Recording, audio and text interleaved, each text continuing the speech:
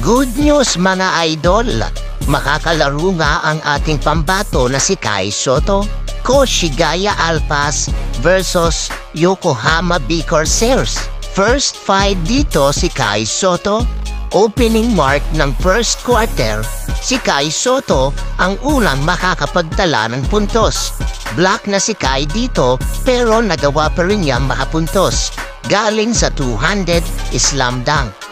Matatawagan naman ang ating pambato dito ng offensive foul. First foul ni Kai Sotto. May ipasok naman ang layup 2 points ni Pick galing sa pasa ni Jeff Gibbs. Susundan naman ni Kai Sotto ng 2 points mula sa ilalim ng basket. Bumawi naman ang import ng Yokohama. Pasok ang layup over of Kai Sotto. Makukuha ni Kiefer Ravena ang una niyang foul kay Kai Sotto. Dalawang free throw para kay Kai Sotto, kaso isang free throw attempt lang ang naipasok. Makakapagbigay ng assist dito ang ating pambato na si Kai Sotto. Pasok ang 3-point shot ni Source. Sablay ang tira dito ni Kai Sotto, pero nakuha pa rin ang bola ng Yokohama. Again, another 3-point shot ni Source. Pasok. Hindi masyadong makasabay si Kai Sotto dahil nag-iingat pa siya sa natamo niyang mild injury last game. Pasok ulit ang corner 3-point shot ni Source. 9 points na dito si Source. Sumagot naman si Ingles ng isang layup. Pasok. Masusundan pa ulit yan ng isang layup ni Ingles. Mabibigyan ng foul dito ang import ng Yokohama B Corsairs. Muntik na mauntog sa ring si Kai Sotto. Napataas ang talon. 3.2 seconds. Turnover dito ang Alpas.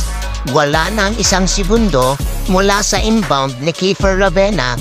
May ipasok ni Ingles ang buzzer beater 2 points mula sa harapan ng ating pambato. 25-18. Abante ang Koshigaya Alpas. Second quarter. Sablay ang tira ni Kiefer Ravena sa 3 points. Pero bumawi naman si Kiefer sa harapan mismo ni Source. Pasok ang layup 2 points. Naka-steal dito ang Koshigaya. Makukuha naman ni Kiefer ang pangalawa niyang foul.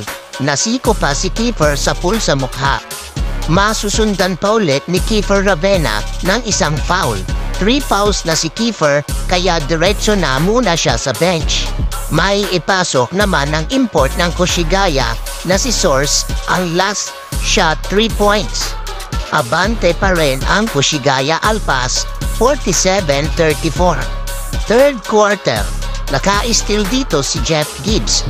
Mauuwi naman sa isang easy two-handed slam dunk ng ating pambato na si Kai Sotto mula sa pasa ni Pick. Meron ng 7 points si Kai Sotto. Makaka-steal dito si Kai Sotto.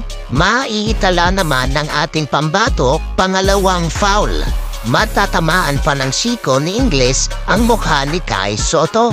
Bago pa matamaan si Kai Sotto, una nang tinamaan sa mukha si Jeff Gibbs ni Ingles. Kaya naman inilabas muna si Jeff Gibbs at ang ating pambato na si Kai Sotto. Nakapuntos naman dito ang import ng Yokohama. Pasok ang floater shot pero binawi naman agad yan ni Pick. Pasok ang layup 2 points. End of third quarter, 59-51. Abante pa rin ang Koshigaya Alpas. Fourth and last quarter. Hindi na nga pinaglaro dito ang ating pambato na si Kai Sotto. Hindi pumapasok ang mga tira ni Kiefer Ravena dito. Natapalan pa siya dito ni Jeff Gibbs. Magandang depensa naman ang ginawa dito ng Alpas kay Kiefer, kaya nauwi sa turnover. Hindi naman nagpabaya ang Koshigaya Alpas. Hustle pass ni Jeff Gibbs. Luwag na luwag sa ilalim ang number 31, pasok ang 2 points. Sablay ang tira ni Kiefer Ravena dito sa 3 points. Wala nang 1 minuto sa fourth quarter, mabibigyan pa ng 2 free throw si Kiefer. Foul si Source. Maipasok naman ni Kiefer Ravena ang 2 free throw attempt. Masusundan pa yan ni Kiefer ng isang jump shot 3 points. Pero sa huli panalo pa rin ang Gushigaya Alpas sa final score na 80-72.